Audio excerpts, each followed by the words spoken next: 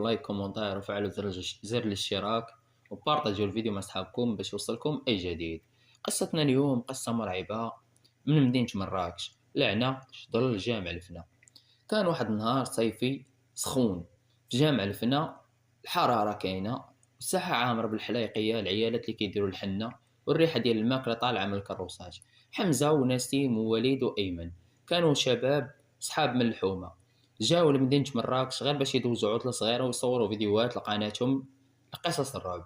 حمزة قالوا هو كيصور: شوفوا الأجواء، هاد البلاصة فيها تاريخ كبير، ولكن كاينين الناس كيقولوا بالليل كتوقع شي حوايج غريبة. ضحك نسيم وقال: اش غريبة، اش هاد الغرابة، غير حكايات ديال الشيوخ. ولكن واحد الشيخ كبير كان جالس حداهم وسمع الهضرة ديالهم، رفع راسو وبص ليهم بنظرة غريبة وقال بصوت هادئ: الا بغيتي تعرفوا الحقيقة رجعوا لهنا بعد نص الليل.